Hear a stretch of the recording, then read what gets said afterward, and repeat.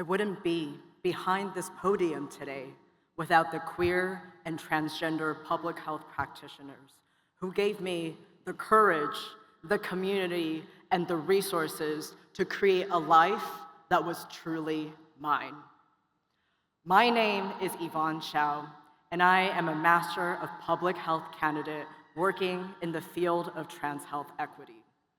Thank you for the honor of delivering the convocation address for the Harvard T.H. Chan School of Public Health Class of 2024. Today, I'd like to talk about transitions. In the transitions that I've undergone, I have learned the importance of unshakable self-knowledge and a community who sees you for who you are to help you thrive in times of change. Public health work with the transgender community gave me my first roadmap to understanding my own story. It linked me to online spaces with other trans people who lovingly held up a mirror for me to see not just any future, but one vibrant with possibilities beyond the binary. This gift of self-legibility allowed me to finally come home to myself, one of the most joyous moments in my life. However, it is painful work to tell the truth when the world prefers you to lie. It may feel simpler to maintain that our complex world can be cleaved neatly down the middle into fixed dichotomous categories of pink and blue, but the reality is we've all been punished for stepping outside arbitrary definitions of what it means to be a man and a woman. And you and I both know that our potential was never determined by the shape of our bodies at birth. In those early days of transition, when it felt like what I had to lose might be more than what I could gain, I would still tell you that nothing could be more frightening than a world which stayed exactly the same. In the words of Anais Nin, the risk to remain tight in a bud was more painful than the risk that it took to blossom.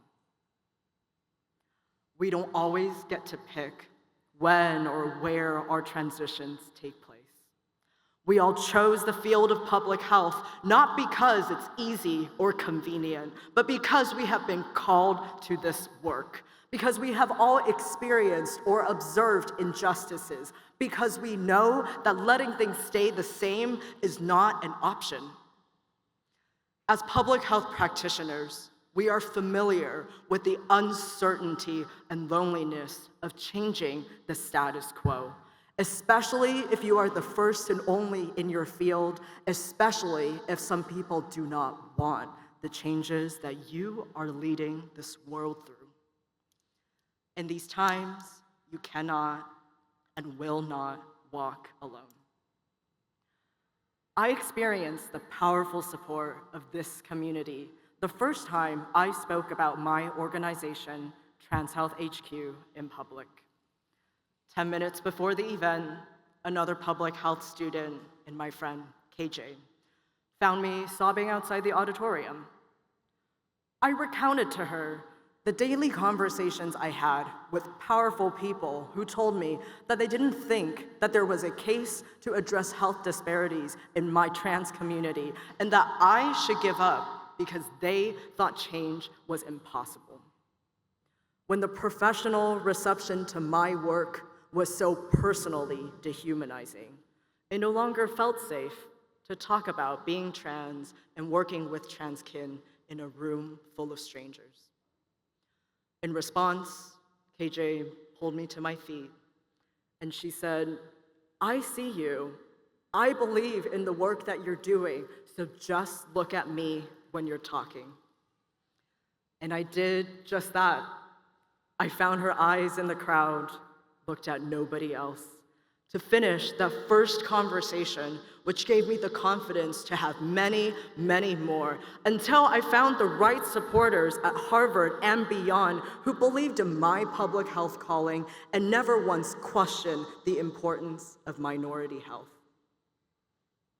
When a transition feels big and scary, you know that you can always look to me and to those sitting to your left and right, because we believe in each other and the merit of the work that we're doing. No matter which issue we have been called to address, what's important is that we share the same foundational value of social justice in our field. The richness of our collective wisdom at Harvard Chan comes from the diversity of our lived experiences, the breadth of our expertise, and above all, the warmth of understanding that we offer each other in these times of transition. Class of 2024, let us sow the seeds for change so that generations to come can watch the flowers bloom, so that everyone can live a life that is truly theirs, so that together we bring the vision of a healthy, just, and dignified future to the present. Thank you.